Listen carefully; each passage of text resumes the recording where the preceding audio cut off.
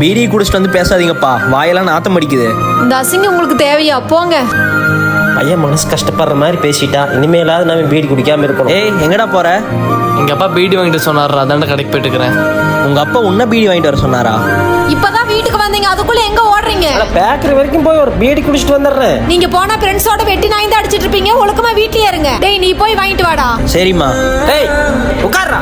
என் பையனை எங்காவது பீடி வாங்க அனுப்பிச்சுன்னா மனுஷனாவே இருக்க மாட்டேன். அந்த கர்மத்தை நானா எடுத்தேன் மாயில வச்சு. அதை என் பையனை தொடக்க விட மாட்டேன். ஏய், நான் மட்டும் இல்ல, யார் பீடி சிகரெட் வாங்கிட்டு வர சொன்னாலும் அப்பா திட்டுவாருன்னு சொல்லணும், புரியுதா? டேய், உங்க அப்பா எந்த கடையில பீடி குடிச்சிட்டு வெட்டி நாயும் பேசிட்டு இருக்காரோ போய் இழுத்துட்டு வாடா. போறோம்மா. அப்பா, இங்க என்ன பண்ணிட்டு இருக்கீங்க? அம்மா இங்க உங்களை தேடிட்டு இருக்காங்க. எப்பவும் பீடி தான் குடிப்பீங்க, கையில டீ வச்சிருக்கீங்க. கெட்ட பழக்கத்தை மறக்கிறதுக்கு இன்னொரு கெட்ட பழக்கத்தை கையில் எடுத்துட்டப்பா. திடீர்னு என்னால் மாறுறது கஷ்டப்பா. ஆனால் கண்டிப்பாக ஒரு நாள் என்ன நான் மாற்றிக்கிறேன்ப்பா. அப்பாவும் மன்னிச்சிருப்பா.